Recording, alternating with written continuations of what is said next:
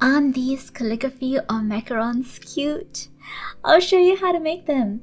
You can turn them into personalized and tasty party favors and gifts, or into customized escort cards to welcome your guests at your events, or even to decorate cakes or a macaron tower. Excited to learn how to use food paint to create calligraphy on macarons? Let's go! Hi! If you're new to the Join Hands channel, thanks for stopping by. I love showing you how to create handmade items that bring joy from your hands to your heart. Today's video on macaron calligraphy is the last in the series. Previously, we did calligraphy with a food pen and also with luster powder. If you love tutorials like this, do like, subscribe, and hit the notification bell. Because macarons have such teeny tiny real estate space, I recommend when you're first starting out with doing monograms rather than whole names. In time, you will get more familiar with working on a domed surface like the macaron shell. I share my process of creating monograms in a previous video which I will link to in the card here.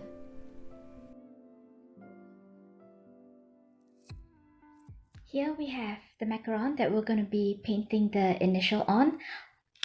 I'm going to be using this food paint, metallic light gold, and it says here 100% edible. Remember to choose something that's 100% edible and not merely something that says non-toxic or for decorative purposes only.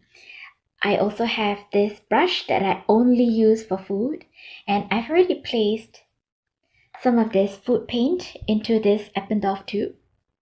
As you can see, there's a small amount at the bottom, and I stabilize it using this wooden peg. Dipping the brush in, making sure that the brush is coated. You might want to have your design in front of you so you have reference to it.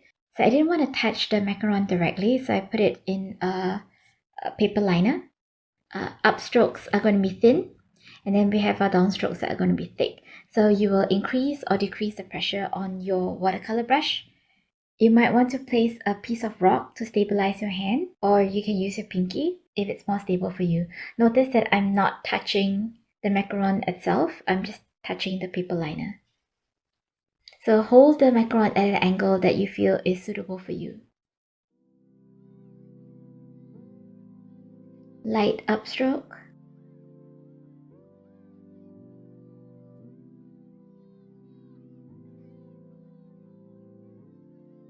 Okay, thicker downstrokes.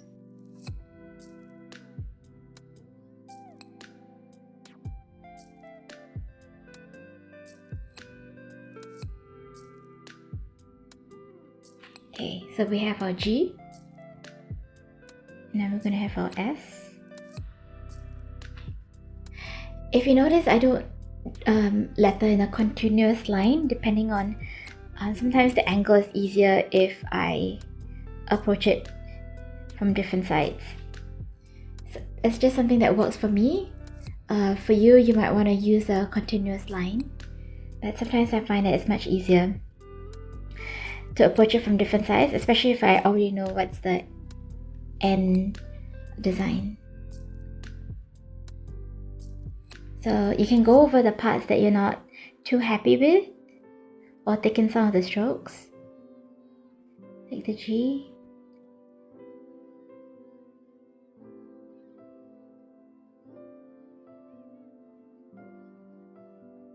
Okay, there you are.